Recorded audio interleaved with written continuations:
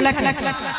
अभी सर देखते चलिए, इतना प्यार जो आप लोगों का मिल रहा है ना, मेरी एनर्जी ना तुरंत हाई हो गई है आज मेरे से। और गलत इशारा ना दे, है कि नहीं? हम तो अपना घर पे ही बेटी छिया, बताओ छै कि नहीं? मकैया भी होते कहां जब राजा नजरिया लड़ाई के, कहां जब राजा नजरिया लड़ाई के, कई तोहरी नाम जवानी सुनला रे दरबारी, का बदलाई कितना तोहरा प्यार पागल बानी, छोड़ बनाया तोहर बहिन कहे बात समझाए के। अच्छा लग रहा है? बस खाली ऐसे एनर्जी दिखाते रहिए। कहां जब राजा नजरिया लड़ाई के, कहां जब राजा नजरिया लड़ाई के, कहां जब राजा नजरिया लड़ाई के, कहां जब राजा नजरिया लड़ाई के।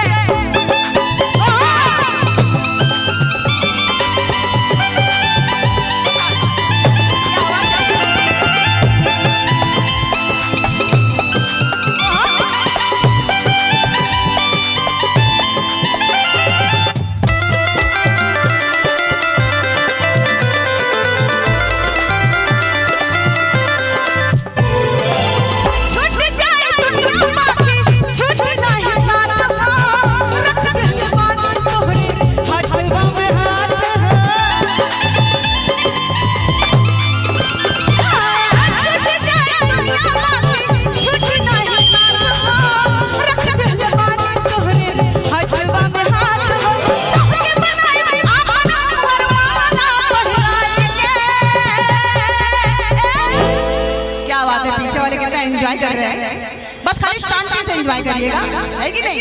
भगदड़ नहीं होनी चाहिए। माताएं बहनें बैठी हैं। कहां जब राजा नजरिया लड़ाई के, कहां जब राजा नजरिया लड़ाई के, कहां जब राजा नजरिया लड़ाई के, कहां जब राजा नजरिया लड़ाई के।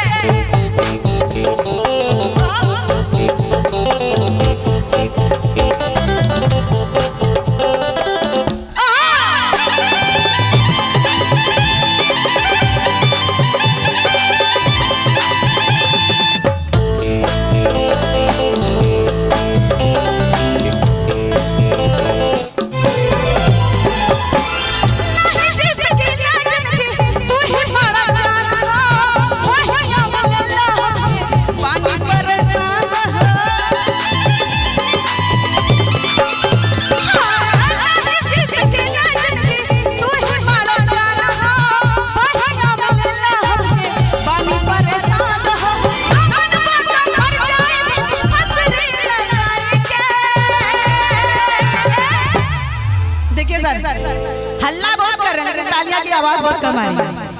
फिर भी दिया नहीं बुझने वाला है, रेलगाड़ियां भी नहीं चलेगा। ऐसे कैसे चलेगा? देखिए, अगर जो भी अगर कंजूसी करेंगे इधर तालियों में, हाँ एनर्जी तो है आप लोग में, सबके चेहरे पे वो मुस्कान दिख रही है। बहुत सारे यहाँ बाहर रखे हुए तार